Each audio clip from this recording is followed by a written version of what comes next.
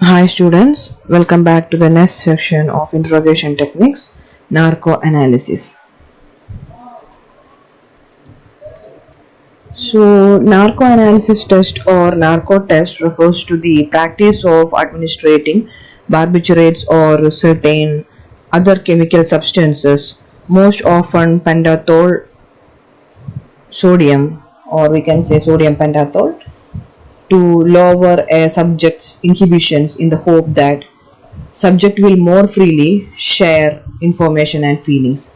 So in this technique, narco-analysis, what the investigating officer or they are doing is they will inject some chemical substances and like sodium pentothal or sodium amytal to the body of the suspected person, and they will ask then after injecting this one, the in, suspect will go into a subconscious mind and he can't answer he will can't speak of his own, but he can answer simple answer for the he can give answer for the simple questions asked by the doctor or the investigating officer. So uh, this is about narco analysis and the basic principle of narco-analysis, and this term narco-analysis was coined by Horsley, and narco-analysis first reached the mainstream in 1922 when Robert House, a Texas person, used the drug on two prisoners. And since then, narco testing has become largely discredited in the most democratic states, including US and Britain. There is a vast body of literature calling into question its ability to yield legal truth, and narco analysis has serious legal and ethical implications, but still it is admissible in India.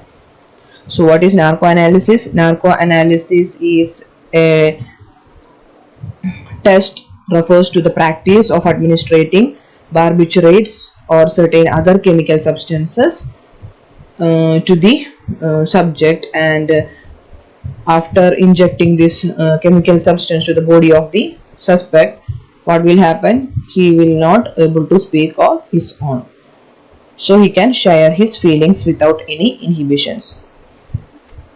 We'll see the technique.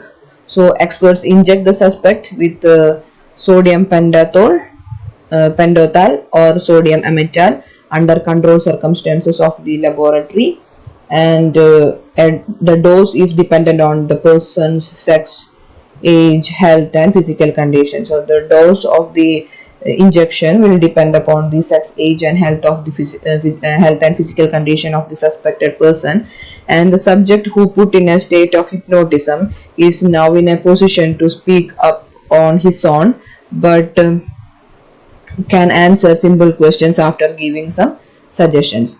So uh,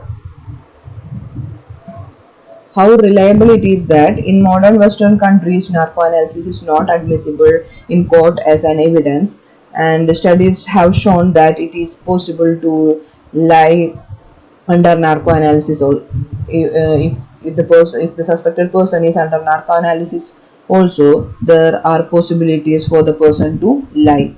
So an innocent person may inadvertently implicate himself in a crime, and but the thing is that in India it still continues to use narcoanalysis through. The result of such a test cannot be used as evidence in the court of law, since it violates fundamental right against self-incrimination of the Constitution of India. And in Abaya case, Sister Abaya case, this was done, but the Supreme Court has told that it can't be like take as a conclusive evidence. So that for narrow down the suspected person, we can use this narco analysis test.